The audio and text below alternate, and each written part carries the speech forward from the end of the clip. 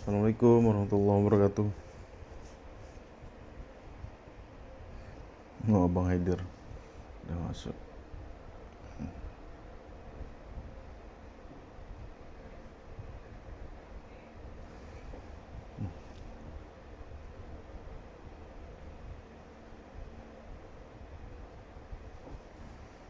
Udahlah gitu aja lah.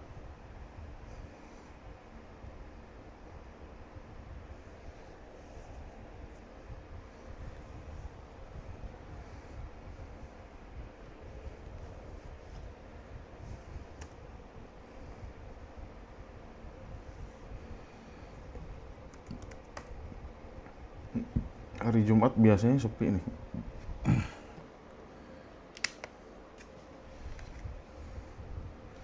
Suara saya masuk ya teman-teman ya.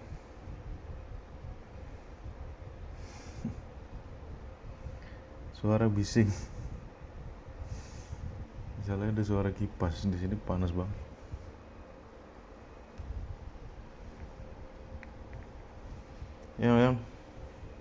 Yang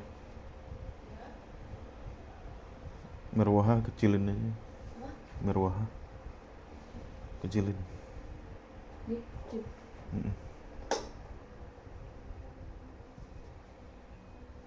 Nah ini mic-nya padahal saya udah pakai dead cat nih.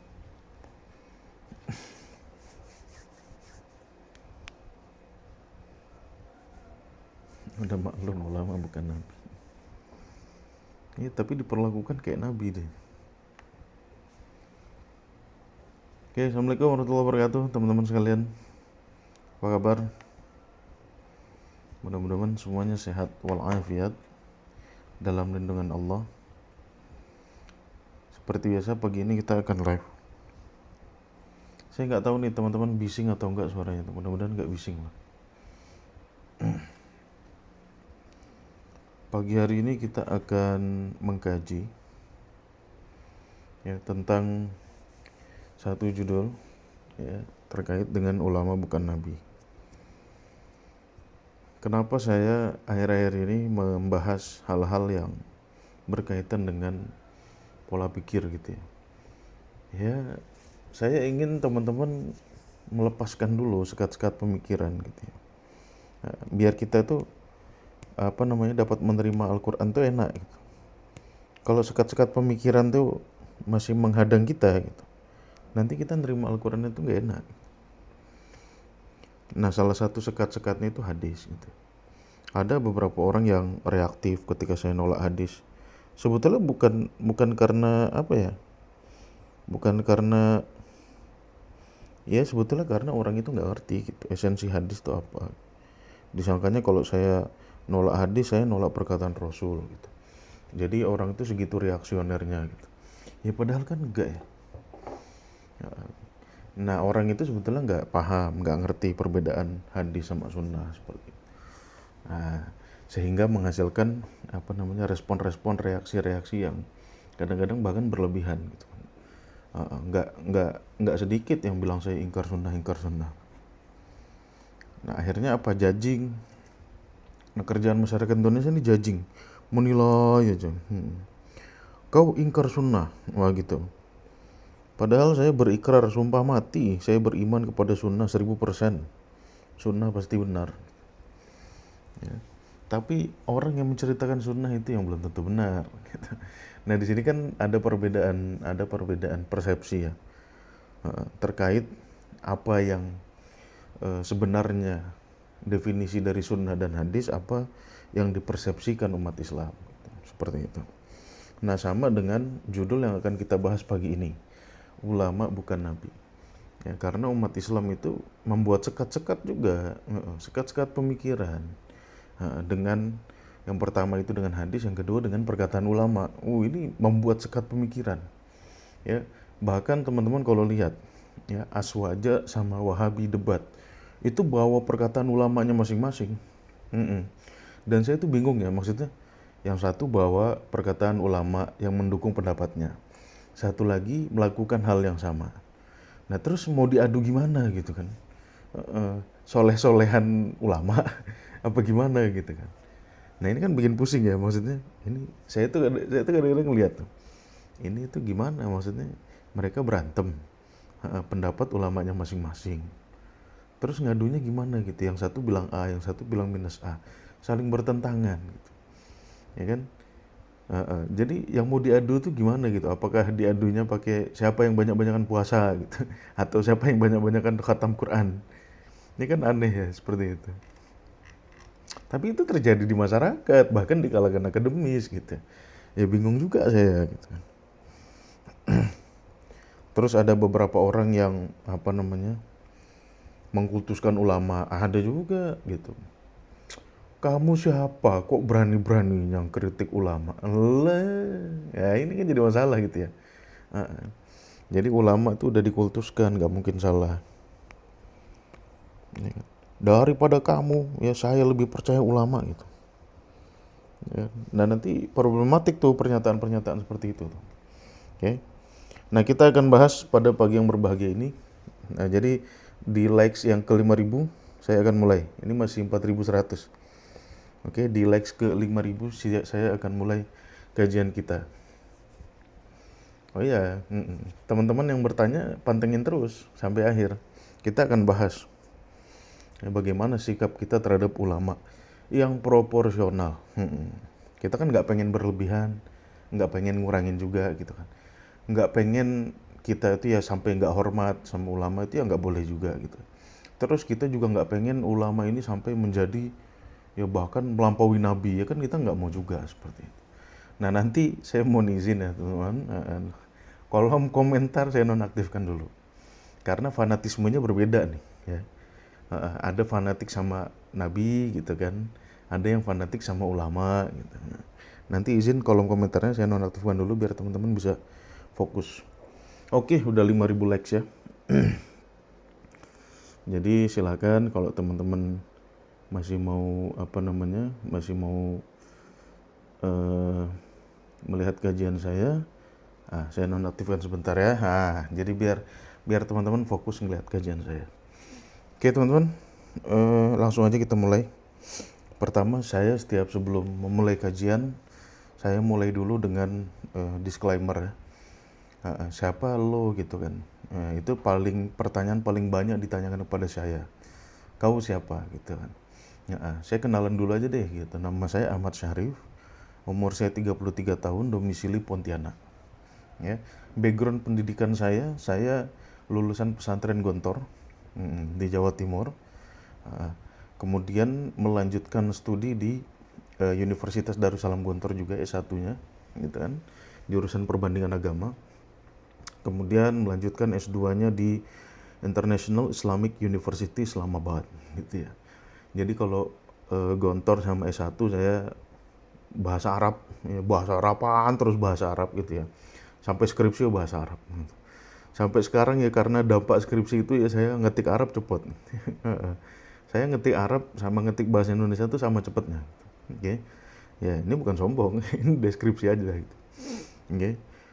Tapi S2-nya saya bahasa Inggris gitu. Karena di Pakistan tuh ya biar kata tulisan Pakistan tuh pakai huruf hijaiyah gitu. Tapi second language-nya tuh bahasa Inggris. Bahasa pertamanya bahasa Urdu. Bahasa Urdu itu bahasa siapa? Bahasa Sahrukan itu, bahasa Urdu tuh. Muhammad apa? Muhammad Karo. Saya udah lupa lah bahasa-bahasa itu. Saya juga nggak pintar bahasa Urdu. Ya paling bahasa-bahasa pasar aja gitu. Kitna PC gitu, berapa gitu-gitu aja tuh. Nehi itu artinya bukan, enggak. Nah jadi background pendidikan saya itu Islam terus ya teman-teman. Nah, saya nggak ada background pendidikan apa namanya non Islam itu nggak ada. Yang netral ada SD saya ini SD negeri. Nah kemudian karena background pendidikan saya seperti ini ya, semua VT saya di akun Guru Mulia, bukan di akun ini. Kalau di akun ini nggak ada VT saya. VT saya di akun Guru Mulia, kemudian di akun di kajian-kajian live gini gitu ya. Itu berdasarkan bukan untuk cari sensasi. Ya, termasuk judul yang akan kita bahas nih, bukan untuk cari sensasi nih. Kita pengen mencari bagaimana sebetulnya kita menempatkan ulama secara proporsional gitu. Kita nggak berlebihan, kita juga nggak ngurang-ngurangin seperti itu ya. Nah jadi motivasi saya membangun akun TikTok ya, ada dua, tadabbur.id sama akun Guru Mulia. Yang belum follow boleh follow ya. Itu untuk berpikir ulang ya, bukan untuk cari sensasi, berpikir ulang terhadap apa yang sudah kita yakini selama ini ya, yang dirasa masih kontradiktif, masih kacau balau gitu. Yang udah benar ya benar, ya udah nggak usah diotak-atik lagi gitu ya. Sholat 5 waktu ya udah nggak usah diotak-atik lagi. Ya, infak zakat tuh ya udah nggak usah diotak-atik lagi. Yang kita otak-atik ini akidah-akidah yang dirasa belum benar, yang bertentangan dengan realitas di lapangan, itu yang kita otak-atik seperti itu ya. Oke teman-teman, bagi teman-teman yang di sini mungkin ada akademisi gitu ya, mungkin ada ya sivitas akademika gitu ya. Kalau ingin mempelajari bagaimana metode saya mengkaji Al-Quran, itu sudah saya tulis bukunya tuh di buku kuning belakang tuh ya. Judul bukunya Metode Praktis Tadabbur Al-Quran. Ini saya tulis udah 2 tahun yang lalu. Nah, nanti insya Allah ada revisinya. Cuman ini aja udah representatif kok kalau teman-teman ingin mengetahui bagaimana metode yang saya bangun gitu dalam mempelajari Al-Quran. Oke teman-teman, tujuan saya memilih judul ya Ulama Bukan Nabi ya, ini berdasarkan fakta-fakta dan fenomena di masyarakat juga gitu ya. Pertama gitu, saya ingin teman-teman tuh menghilangkan sekat-sekat berpikir dulu ya. Karena sekat-sekat berpikir ini nanti berpotensi untuk menyebabkan kita menolak Al-Quran, nggak mau tunduk sama Al-Quran.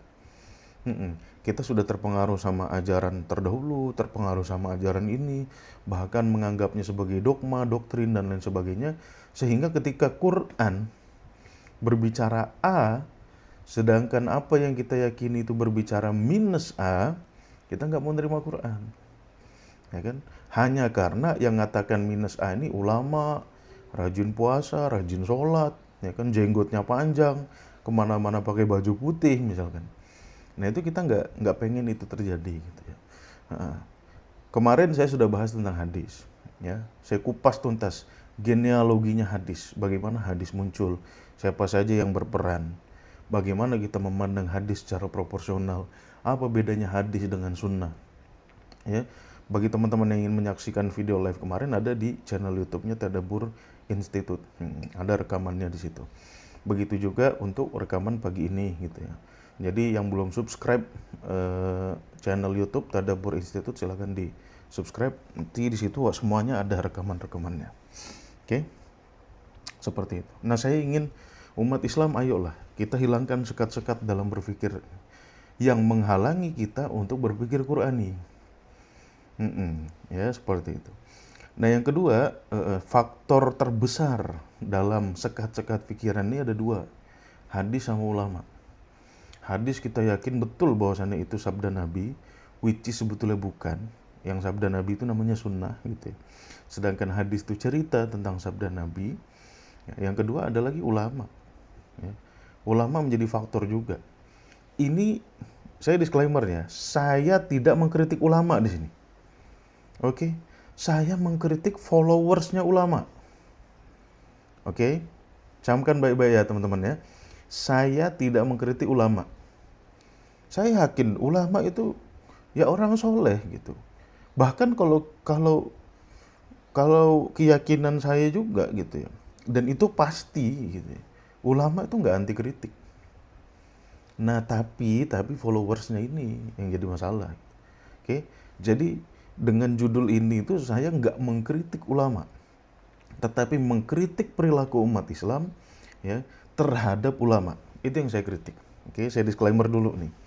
Jadi saya tidak ada niat untuk menginikan ulama, mendeskripsikan ulama, nggak ada gitu.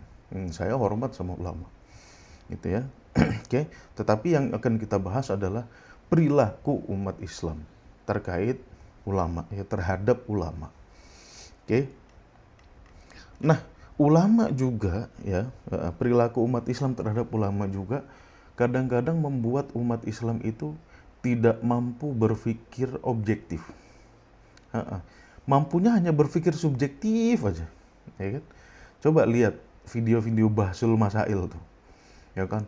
Lirboyo versus Temboro, apa Lirboyo versus mana gitu, Pleret. Ya itu semuanya menurut Syekh ini, menurut Syekh ini, menurut Syekh ini. Nah menurut itu kan subjektif semua gitu ya. Sehingga kita tidak mampu berpikir objektif. Ya kan, berpikir objeknya itu bagaimana itu ya nggak mampu gitu. Kita tuh hanya mampu berpikir subjektif ya, sesuai dengan sudut pandang orang. Oke. Nah, sekarang kita coba amati dulu ya. Kita coba amati dulu bagaimana perilaku umat Islam terhadap ulama. Bagaimana perilaku umat Islam terhadap ulama. Oke. Saya mencoba menjelaskan genealoginya juga gitu ya. Jadi semenjak Rasulullah wafat gitu ya. Semenjak Rasulullah wafat, itu umat Islam seperti kehilangan otoritas keilmuan gitu ya, atau otoritas tempat rujukan umat bertanya gitu.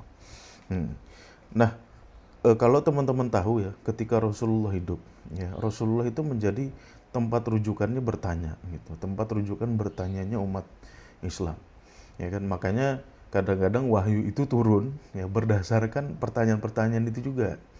Misalkan yas'alunaka 'anil mahid. Nah, ini kan pertanyaan dari orang gitu ya. Orang-orang bertanya kepada Nabi tentang haid gitu.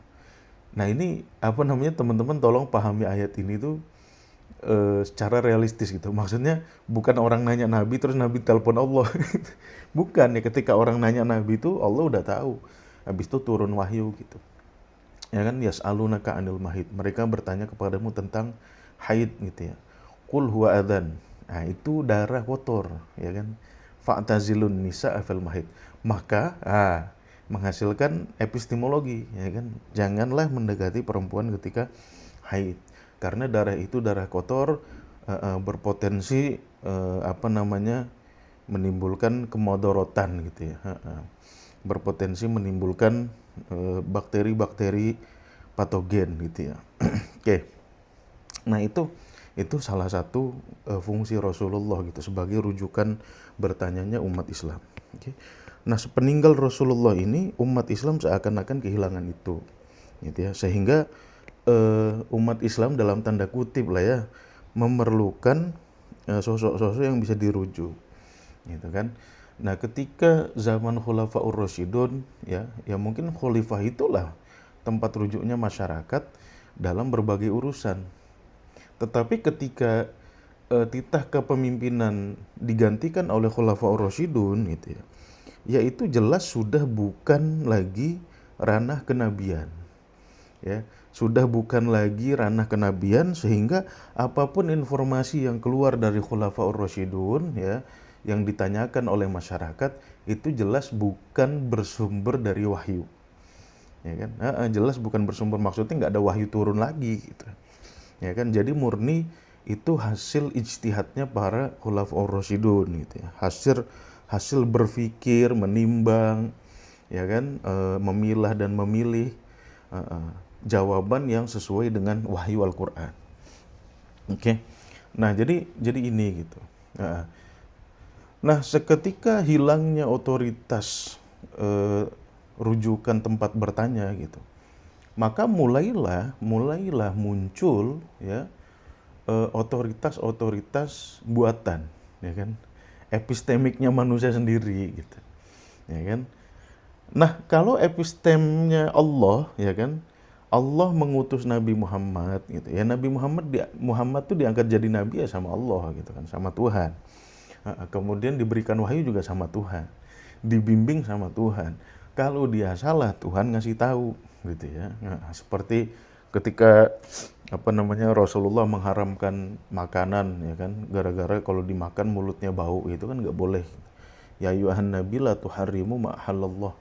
Jangan kau mengharamkan apa yang Allah halalkan gitu. Nah, jadi kalau kenabian itu pasti dituntun sama Allah gitu. Ya karena fungsinya memang udah utusan Tuhan gitu kan. Nah, tetapi ketika era keutusan Tuhan ini berakhir gitu ya, nah muncullah otoritas-otoritas keilmuan yang disepakati oleh manusia gitu. Nah, ini sudah berbeda konteksnya gitu ya. Udah berbeda konteksnya. Tetapi apapun itu gitu ya, otoritas-otoritas keilmuan ini ya kan yang bisa kita sebut sebagai ulama ini ya, dia terkadang dijadikan landasan hukum ya. Biasanya kalau nggak khalifah, kalau nggak mufti gitu ya. Apapun menjadi landasan hukum atau ruang rujuk masyarakat bertanya ya, khususnya masalah syariat. Ya, khususnya masalah syariat. Ya kan seperti itu. Nah, jadi sebetulnya dalam Islam itu apa yang dikatakan ulama itu sebetulnya bisa kita bagi menjadi dua gitu.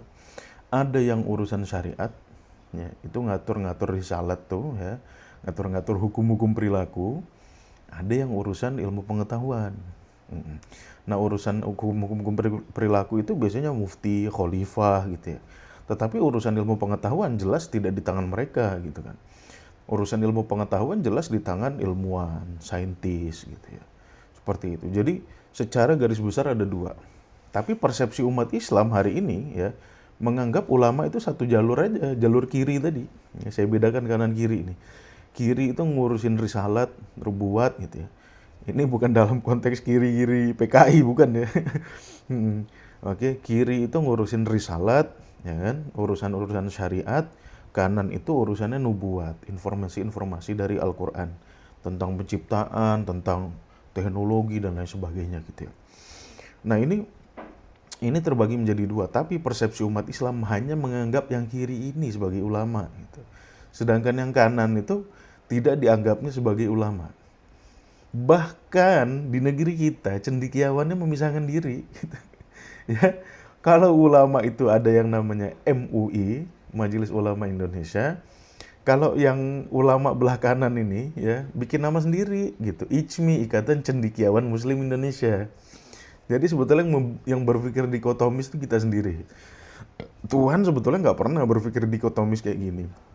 Ya apapun punya ilmu pengetahuan itu namanya ulama seperti itu. Oke.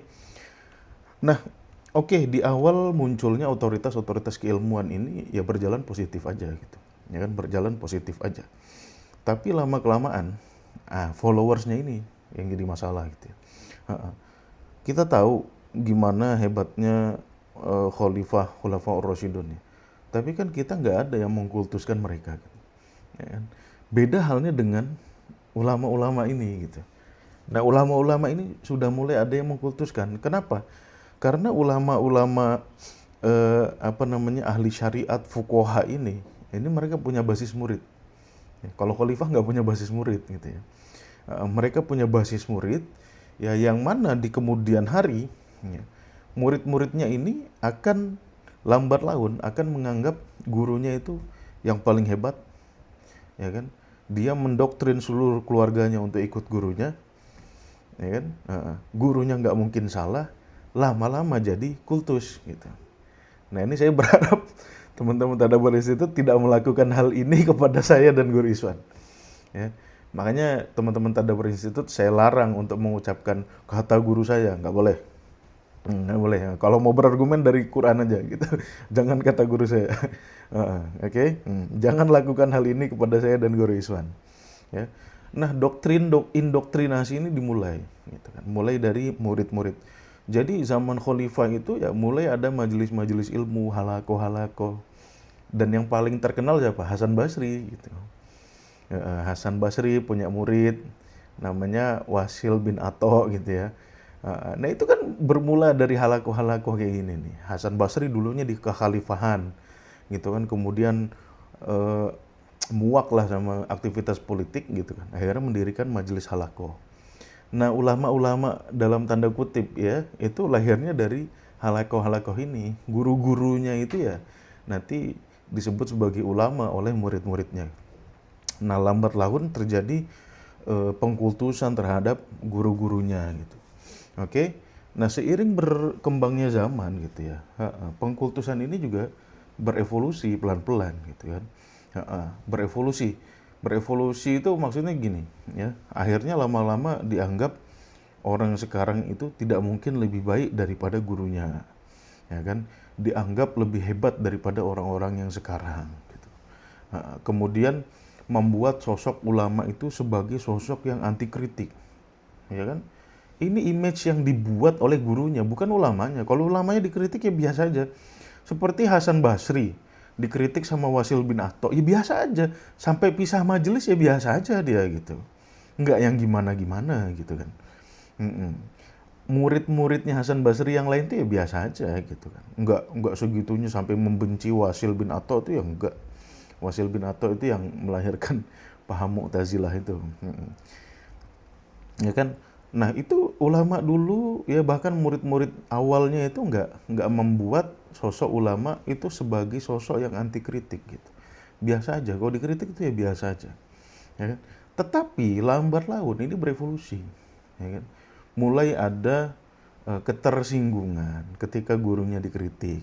Ya kan? Dulu ketika Hasan Basri dikritik sama Wasil bin Atto, yang mana muridnya juga, murid yang lainnya nggak apa namanya, nggak membalik mencibir Wasil bin Atto, nggak, biasa aja gitu.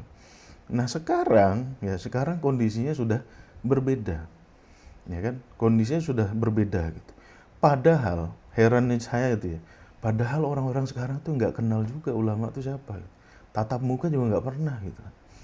Ya kan, ulama siapa lah yang paling sering kita sebut tuh kan Imam Nawawi gitu kan. Siapa tuh yang paling sering kita sebut juga tuh, Mutawalli Asy-Sya'rawi, ya. Yang ngarang-ngarang kitab Ibnu Hajar Asqalani, ya kan. Ini ulama-ulama sebetulnya sosok anti kritik mereka gitu. Tetapi followersnya membuat ya seakan-akan ulama ini anti kritik, ya. Karena apa? Karena mereka mulai mengkultuskan. Nah, sehingga di masyarakat hari ini ya. Nah, masyarakat ini kan berkembang terus ya. Ilmu pengetahuan berkembang terus, manusia makin lama makin pinter. Ya, manusia makin lama makin pinter, bukan makin bodoh gitu kan. Nah, nalar kritisnya makin lama makin hebat gitu. Nah, di sini mulai terjadi kritik-kritik terhadap karya-karya ulama-ulama klasik. Ya kan? Mulai terjadi kritik gitu kan. Nah, ketika mulai terjadi kritik ini, followers dari ulama-ulama itu mulailah apa namanya, ketersinggungan itu terjadi, ya kan? Makanya kalau ada jangankan ngeritik, nanya dalil aja gitu ya. Nanya dalil aja tuh bisa kena marah kita. Kamu siapa berani mengkritik Imam Nawawi? Contohnya gitu. Saya pernah dengar itu. Ya, di TikTok ada, di Instagram juga ada. Siapa kamu berani mengkritik Imam Nawawi gitu? Lah saya yakin orang yang ngomong ini pun nggak kenal Imam Nawawi. Imam Nawawi pun nggak kenal dia gitu ya. Nah, tetapi berani membela segitunya terhadap Imam Nawawi. Ya kan? Jadi kritik terhadap karya terdahulu itu dianggap sebagai bentuk tidak hormat gitu, bentuk penistaan apa segala macam lah. Padahal dulu itu tradisi kritik mengkritik itu biasa aja gitu.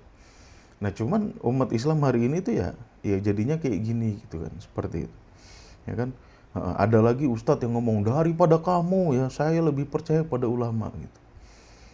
Ya gimana ya, masa kita di head to head kan sama ulama gitu kan, seperti itu. Nah ini akhirnya para followers ini membuat ulama itu jadi sosok anti kritik, ya, karya-karyanya dikultuskan, ya kan.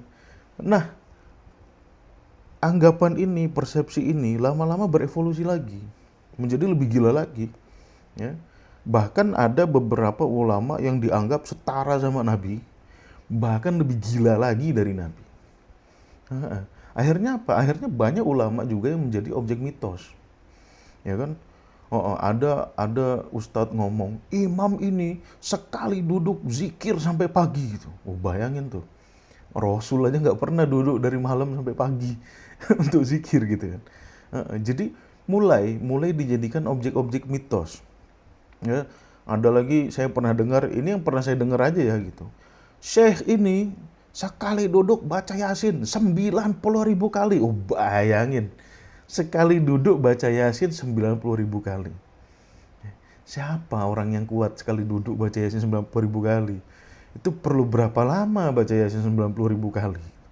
Tetapi dia katakan dalam satu malam dia khatam Quran 30.000 kali.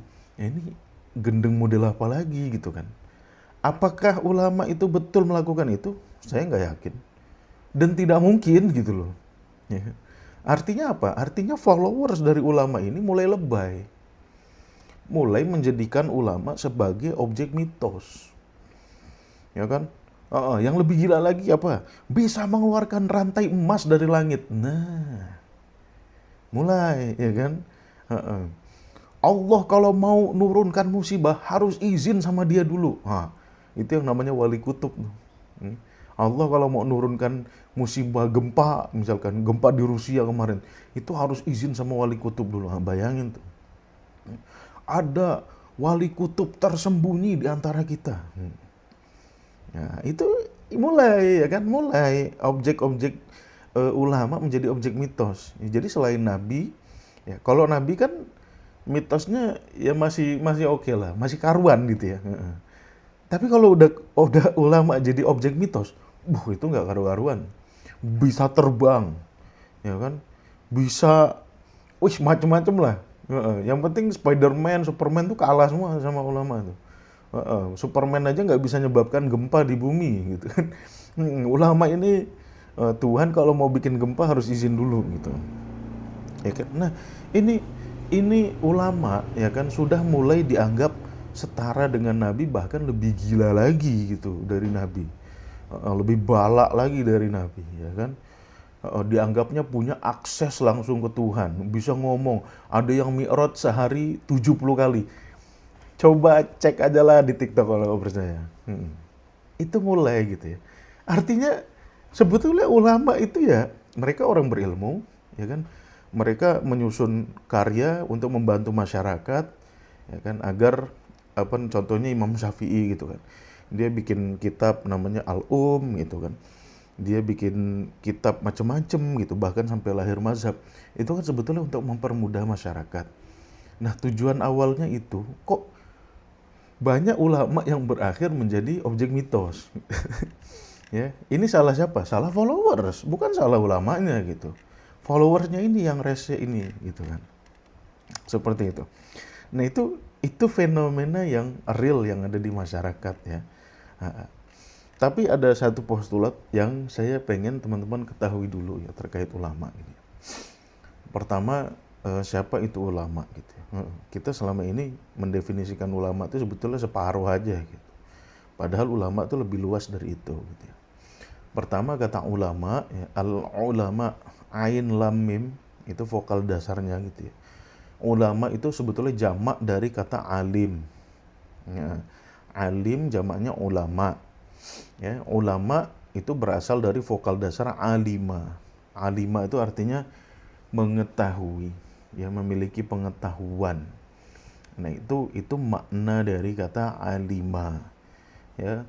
Dan alima itu sebetulnya kata-kata mengetahui di Quran kan ada 3 ya. Ada alima, ada arofa, ada daro yadri gitu ya. Kalau alima itu pengetahuan abstrak. Ya, ini kan matahari belum muncul nih. Tapi saya tahu matahari ada gitu. Ini namanya alima gitu. Ya. Kalau arofa itu tahu dan ngeliat gitu. Saya tahu nih di depan saya ada gelas isinya tinggal 1/4 gitu. Ya, itu namanya arofa. Ya. Kalau daro yadri itu pengetahuan imajinatif ya, tentang apa yang akan terjadi gitu. Contohnya seperti nabi misalkan ya. Kul ma kuntu bid'an minar rusul. Aku bukan nabi yang pertama gitu. Wa ma adri ma yuf'alu bi, dan aku tidak akan dan aku nggak tahu apa yang akan terjadi kepadaku. Itu Allah menggunakan kata daro yadri untuk mendeskripsikan ini. Artinya ya untuk pengetahuan imajinatif. Imajinatif ya, bukan hayalan. Bedakan antara khayalan sama imajinasi. Kalau khayalan itu lebih cenderung kepada yang ngayal aja gitu kan. Kalau imajinasi itu kita bisa nyusun langkah untuk sampai pada tujuannya seperti itu. Nah, ini perbedaan antara alima, arofa dengan daro yadri gitu ya. Tiga-tiganya ya artinya sama-sama tahu gitu. Nah, kemudian penyebutan istilah ya, orang yang mengetahui dalam Al-Quran itu ya ada 3. Ada utul ilma ya. Utul ilma itu artinya orang yang diberikan ilmu. Yang diberikan ilmu itu ya gara-gara dia belajar gitu loh. Gara-gara dia belajar seperti itu. Ya, ada yang disebut dengan ulul ilmi. Kalau ulu itu artinya orang yang mempunyai ilmu. Kalau utu tadi diberi, ulu artinya punya ilmu. Dan yang terakhir ulama. Ya, ulama juga disebutkan dalam Al-Quran, tapi nggak banyak. Cuma 2 kali ya Pak ulama itu disebutkan di Quran tuh. Salah satunya di surat Fatir ayat 28. Nah, kata ulama yang disebutkan di surat Fatir ayat 28, itu konteksnya sebetulnya ulama biologi malah. Ulama tentang alam, gitu ya, tentang makhluk hidup. Ada berapa spesies, ada yang berbeda-beda warna, ada yang beda-beda kulit, gitu. Nah, itu Allah lagi ngomongin konteks biologi, gitu. Innama yakhshallah min ibadihil ulama. Ya, ketika orang itu sudah mengetahui bahwasannya, ternyata variasi kehidupan ini banyak sekali, gitu. Nah, disitulah orang itu akan takut kepada Tuhannya, gitu ya. Jadi kata-kata ulama itu sebetulnya lebih identik kepada orang yang memiliki pengetahuan karena berbagai upaya dia untuk mencari tahu, gitu, ya kan? Dalam ilmu apa saja, gitu, bukan hanya dalam ilmu fikih, bukan hanya dalam ilmu tafsir hadis, gitu ya, enggak, gitu. Dalam disiplin ilmu apa aja, gitu ya. Makanya Al-Khwarizmi yang menemukan Al-Jabar itu lama juga, gitu ya. Ibnu Al-Haytham yang menemukan lensa optik, nah itu lama juga, gitu. Jadi kita itu jangan mendiskreditkan atau jangan menyempitkan makna kata ulama menjadi fuqaha. Kalau orang-orang yang bahas fikih, fikih sholat, fikih ini, itu namanya fuqaha, ya. Nah, tapi kan kita sebetulnya perlu dengan jelas ya membedakan ekspertismenya, gitu ya. Sampai taraf apa bisa dikatakan ulama, gitu ya. Ya yang penting di atas rata-rata lah, gitu kan. Seperti itu. Itu baru bisa digelar sebagai ulama. Tapi kalau pengetahuan dia average, ya rata-rata orang pada umumnya, ya kita nggak bisa sebut sebagai ulama, gitu. Di atas rata-rata, gitu ya. Jadi sebetulnya ulama itu ya memerlukan kecerdasan, IQ tinggi, gitu ya. Nah sekarang di masyarakat kita pun hampir nggak bisa membedakan ulama dengan dai, gitu ya. Jadi sekarang mulai banyak nih, gitu. Ada ulama yang dai, ada yang dai tapi bukan ulama, gitu. Kenapa ya? Karena setiap dia menyampaikan dakwahnya itu ya cuma copy paste aja, gitu. Kata guru saya, gitu. Kata saya ini. Hasil analisis dia tuh nggak ada sebetulnya, gitu. Ya kan? Menurut Syekh gini di dalam kitabnya, itu dia cuma ngapalin aja, gitu kan. Nah, yang mana hari ini tuh bisa dilakukan dengan cepat, gitu tuh ya. Apalagi di depan dia ada laptop, pakai ChatGPT selesai itu, gitu kan. Nah jadi apa ya? Ya mereka itu cuma copy paste apa kata gurunya, apa kata ulama-ulama terdahulu, gitu. Nah kalau yang betul-betul dianggap ulama terdahulu itu ya betul-betul menghimpun, membuat struktur, ya kan, minimal punya kitab, gitu kan. Nah sekarang kita hampir tidak bisa lagi membedakan mana yang ulama, mana yang bukan, gitu. Tetapi apapun itu ya, sebetulnya ulama itu ya tidak hanya terbatas yang mengetahui tafsir, mengetahui hadis, enggak. Ya, kalau ada ilmuwan neuroscientisme, ya kan, neuroscience, ya udah itu ulama juga, gitu. Kalau ada ulama ilmuwan biologi, ya itu ulama, gitu kan. Sebetulnya cuma shifting bahasa aja dari bahasa Arab ke bahasa Indonesia, gitu.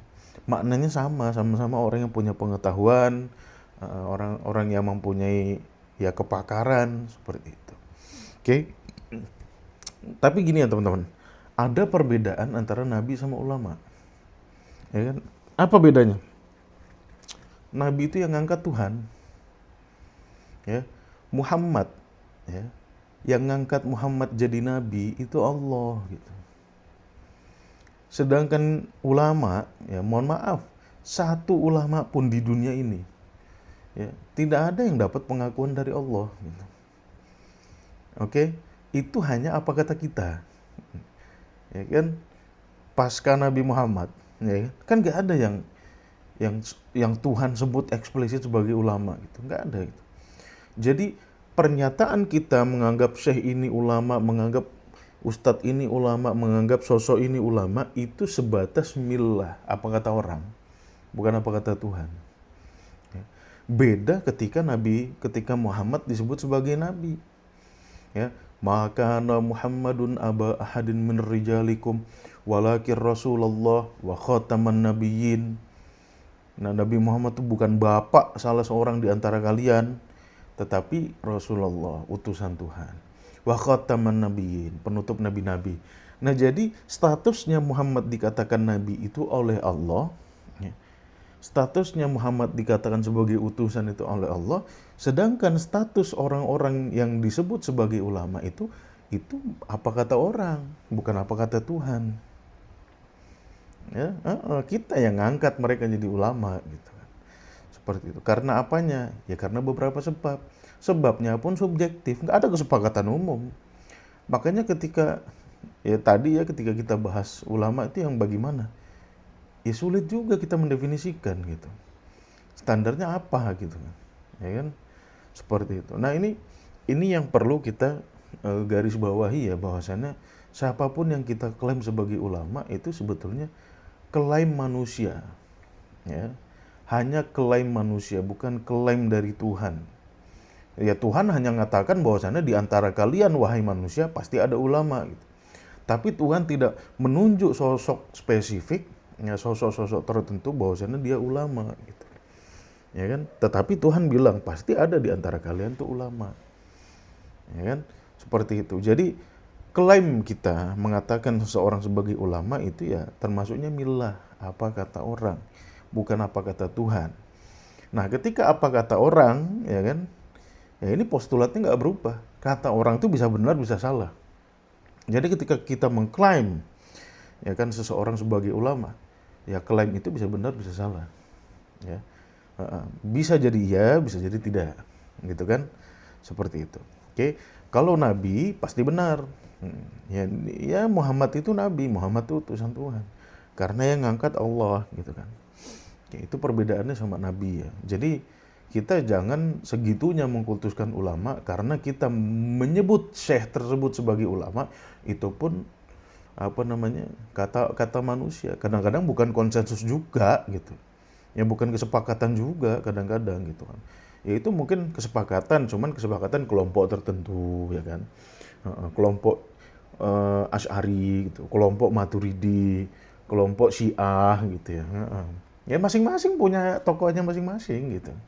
Ya kan, masing-masing kelompok punya ulamanya masing-masing. Apakah ulama Syiah diakui oleh ulama Asy'ari? Ya belum tentu gitu. Apakah ulama Maturidi diakui oleh ulama Syiah? Ya belum tentu gitu kan. Bisa jadi enggak gitu. Jadi apapun klaim kita terhadap seorang ulama, ya, keulamaan seseorang itu klaim subjektif. Ya, bahkan dikatakan sebagai klaim konsensus satu dunia itu mungkin sulit. Seperti itu. Oke. Nah, yang kedua, Nabi itu kalau salah ada yang betulkan. Ya, contohnya seperti kisah yang terkenal itulah. Ketika Aisyah ketemu sama orang mulutnya bau gitu kan. Ditanya, kamu kok mulutmu bau? Habis makan apa kamu gitu? Habis makan ini. Gitu. Habis itu ngelapor dia sama Nabi. Terus Nabi mengharamkan gitu. Mulai sekarang ini haram. Nah, ketika Nabi keliru, ya Nabi bisa salah, bisa salah manusia kok gitu kan. Tetapi ketika Nabi salah dalam konteks wahyu, ya dalam konteks kenabiannya, kerasulannya, itu pasti dibetulin sama Allah. Ya kan? Ya ayuhan nabi la tuharrimu ma ahallallah. Jangan kau mengharamkan apa yang Allah halalkan. Ketika ada orang Yahudi buta gitu kan, datang kepada Nabi gitu. Nah, terus Nabi seakan-akan tidak memperdulikannya gitu. Ya turun abasa wa tawalla anja'ahul a'ma. Ya kan? Itu teguran dari Allah gitu. Nah, atas kesalahan Nabi. Nabi kalau salah ada yang negur, ada yang betulkan, Allah yang betulkan melalui wahyu gitu. Nah, ulama kalau salah nggak ada yang betulin. Ya. Nah, jadi apa ya? Jadi relativismenya hasil karya ulama itu ya tetap distortif sifatnya, ya. Sehebat apapun dia, ya kan, sehebat apapun siapalah yang kontemporer misalkan, ya tetap tidak mungkin mengalahkan kebenarannya Nabi gitu. Ya, maka Jangan perlakukan seperti Nabi, apalagi lebih gila lagi dari Nabi, jangan gitu. Ya, seperti itu loh maksudnya tuh. Ya, Nabi pasti benar gitu. Ulama belum tentu benar. Hadis itu karya ulama, belum tentu benar. Kalau sunnah pasti benar gitu. Karena sunnah itu produktivitasnya Nabi gitu kan. Seperti itu. Ya. Kemudian yang terakhir, Nabi itu harus diikuti. Harus, makanya Nabi disebut uswatun hasanah.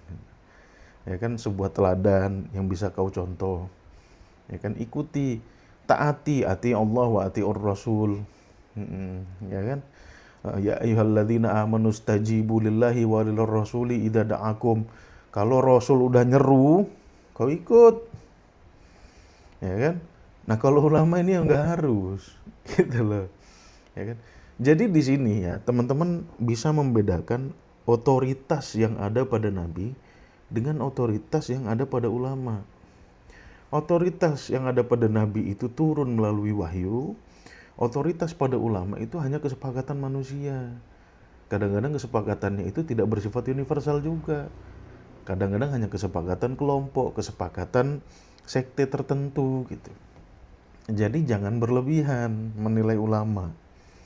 Ya kan? Seperti itu. Nah, sekarang poin pentingnya ya. Bagaimana sikap kita terhadap ulama? Ya, sikap kita terhadap ulama pertama ya, letakkan supremasi Tuhan di atas ulama. Oke? Letakkan supremasi Tuhan di atas supremasi ulama. Ya, jangan di head to head kan, atau bahkan dia bisa menyalahi Al-Quran, jangan gitu.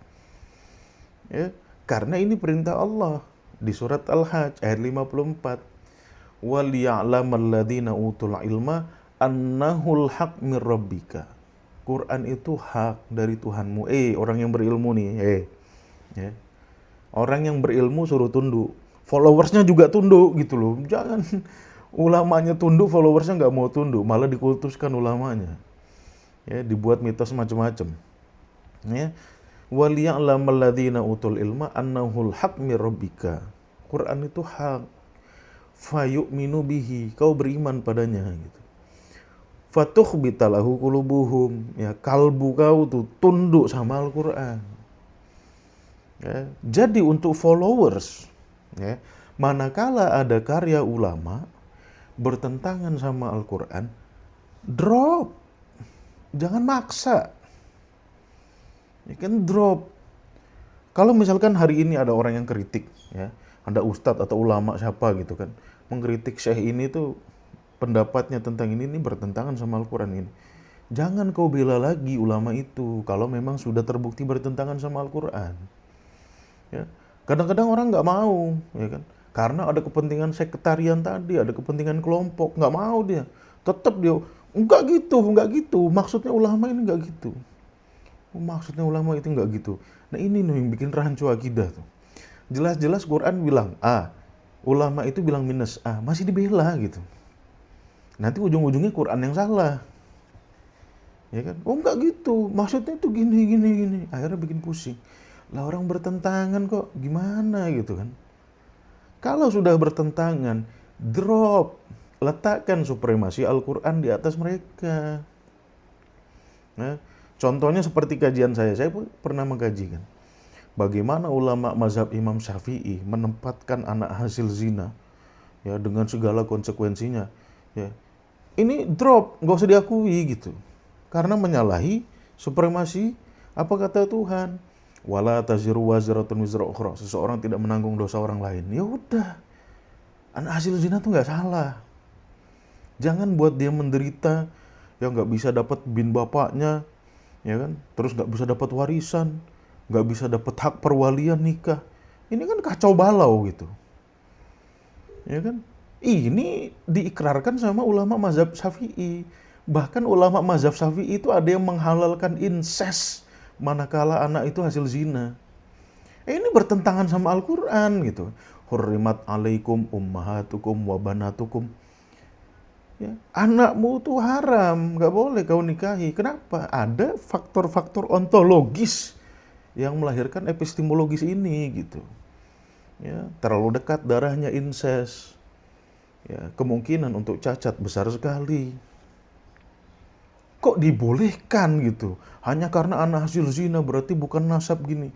Ya itu namanya berpijak pada ontologis, berpijak kepada epistemologis, tapi melupakan hal-hal ontologis. Nah yang gini-gini nggak usah dibela lagi gitu. Drop. Letakkan supremasi Tuhan di atas supremasi ulama.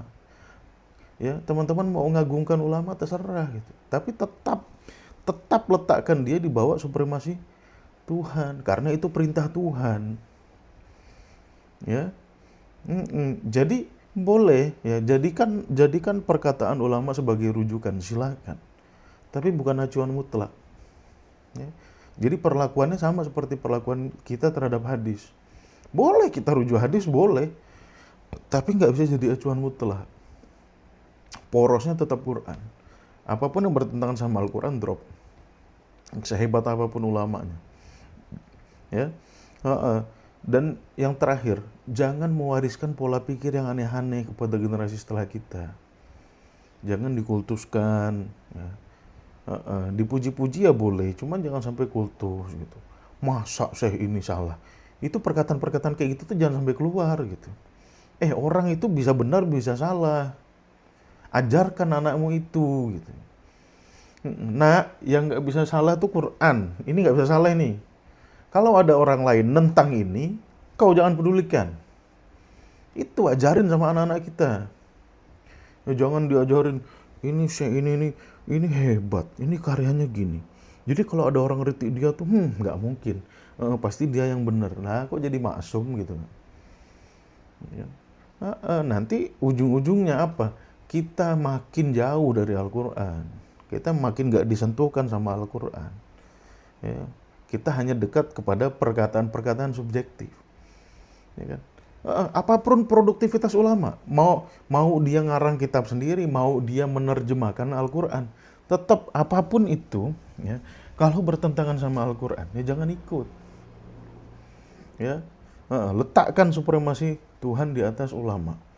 Ajarkan itu kepada anak-anak generasi setelah kita. Ya, kalau porosnya Al-Quran tuh nggak mungkin melenceng. Kalau porosnya Al-Quran tuh nggak mungkin melenceng. Saya beberapa kali dapat DM gitu. Ustadz, kajian Ustadz nggak jauh beda sama Pak Agus Mustafa di YouTube gitu. Ya iya, kalau basis pemikirannya Quran tuh nggak jauh beda. Yang bikin umat Islam jauh dari ujung berung ke ujung berung lagi, yang satu di timur, yang satu di barat, itu karena tidak menjadikan Al-Quran sebagai poros. Ya. Siapa yang dijadikan poros? Ya ulama, ya hadis gitu. Itu dijadikan poros sama dia. Ya, hadis ini kan produktivitas ulama juga gitu. Ulama satu beda sama ulama yang lain gitu. Carilah kesamaan. Kita jangankan antara muslim sama muslim ya. Antara muslim sama non muslim aja kita disuruh cari kesamaan gitu. Ta'alau ila kalimatin sawa'im bainana wa bainakum. Cari common kesamaannya. Ya kan? Jangan cari, makanya porosnya tuh di Quran. Apapun yang bertentangan sama Al-Quran, ya tidak peduli sehebat apapun dia, sepanjang apapun jenggotnya, ya, setinggi apapun sorbannya, seberapa banyak pun kitab yang sudah diproduksinya, nggak peduli lagi. Ya. Drop seperti itu. Ya. Nah, disinilah saya pengen memotivasi kawan-kawan untuk memecah sekat-sekat berpikir yang dibuat oleh orang-orang terdahulu kita, gitu ya. Jadi Nabi yang nggak salah, ulama itu yang nggak salah. Mereka dengan ijtihadnya menghasilkan karya ini itu dan sebagainya. Tapi apapun itu, ya, dia tidak terlepas dari kesalahan. Kalau Nabi aja bisa salah, apalagi ulama gitu. Ya, tapi kalau Nabi salah ada yang betulin, ulama salah nggak ada yang betulin. Maksudnya tidak dibetulin sama Tuhan, gitu kan? Ya, maka ya satu-satunya warisan Rasulullah kepada kita dalam bentuk tulisan, yaitu Al-Quran, itu dipegang teguh baik-baik, dipelajari gitu. Malam Jumat gini ya, mau baca Yasin silakan, baca Al-Kahfi silakan. Dulu saya itu selalu Ya baca Yasin silakan, baca Al-Kahfi silakan. Tapi yang lebih baik itu memahaminya gitu. Sekarang saya udah tegas-tegasan aja deh. Ngapain baca Yasin kalau cuma dibaca bolak-balik gitu doang gitu kan. Pahamilah, oh, diturunkan jadi petunjuk kok cuma dibaca bolak-balik. Habis itu makan berkat, makan kue ongol-ongol, apa gunanya kayak gitu? Ya kan? Kalau diturunkan jadi petunjuk bahas, ya. Teman-teman punya majelis kajian Yasin di rumah, ya. Sesekali tuh dibahas gitu loh, jangan habis oke, mulai baca Yasin, oke, mulai sampai selesai. Habis itu bahas dong gitu. Nah, kan wal Qur'anil Hakim, minimal baca terjemahan aja deh gitu. Yuk kita bahas yuk kali-kali surat Yasin ini ngomongin apa sih gitu. Yuk kita bahas yuk kali-kali surat Al-Kahfi, ya kan? Kalau yang mazhabnya surat Yasin, Yasin lah kau bahas. Yang mazhabnya surat Al-Kahfi, Al-Kahfi lah kau bahas. Ya. Jangan dok cuma dibaca aja. Nggak mendatangkan manfaat kalau kayak gitu. Ya, tapi kan berpahala. Gitu. Lah yang nurunin Quran cuma untuk jadi sumber pahala siapa gitu. Ya, tapi kalau teman-teman baca, paham, mengerti, itu justru tepat sasaran. Gak usah ngomong lagi tentang pahala, lebih banyak yang memahami daripada yang baca bolak-balik. Ya kan? Gak usah ngomongin lagi pahala gitu. Al-Quran itu diturunkan bukan hanya untuk kau dapat pahala gitu kan, tetapi untuk menjadi petunjuk bagi dirimu. Maka pahamilah. Yang suka baca surat Yasin ya bacalah malam Jumat, nggak apa-apa. Tapi selingkan, bukan selingkan, yang utamanya itu memahami gitu. Ya kan? Soalnya di surat Yasin tuh banyak sebetulnya kosakata-kosakata penting. Contohnya apa? Imam Mubin. Apa sih Imam Mubin? Nah, Imam Mubin kan ada di surat Yasin. Ya kan? Apa itu Imam Mubin? Nah, kan? Oh, Imam Mubin itu kalau kita lihat surat Yasin, inna nahnu nuhyil mauta wa naktubu ma qaddamu wa atharahum wa kulla syai'in ahsainahu fi imamin mubin. Kamilah yang menghidupkan yang mati dan kami yang mencatat apapun yang kalian telah lakukan, wa atharahum, dan bekas-bekas yang ditinggalkan, dan segala sesuatu kami rekam dalam sistem yang namanya Imam Mubin. Ada yang baru dengar nggak ini? Makanya Yasin jangan dibaca bolak-balik doang. Oh, kalau begitu yang berisi tentang catatan amal kita namanya Imam Mubin, bukan Lauh Mahfuz gitu loh. Ini kata Tuhan. Oh iya, Imam Mubin. Ternyata amal kita tuh dicatat dalam sistem yang namanya Imam Mubin. Apa itu Imam Mubin? Kenapa kok dinamain Imam Mubin? Ya cari bahasa Arabnya imam. Imam tuh vokal dasarnya hamzah mim mim. Ya kan artinya adalah acuan. Oh, kenapa kok amalan kita disebut sebagai Imam Mubin, acuan yang nyata? Karena itulah yang menjadi acuan penilaian kita di hari kiamat nanti, hari ketika kita dibangkitkan. Nah, itulah acuannya nanti nasib kita di sana bagaimana. Gini loh, kalau membahas Yasinan tuh gini, jangan cuma Yasin dibaca, Yasin wal Qur'anil Hakim, innaka laminal mursalin. Ya, nggak usah ngomongin lagi pahala gitu. Ya, Al-Quran ini bukan diturunkan untuk kau dapat pahala gitu, untuk jadi petunjuk, maka pahami gitu.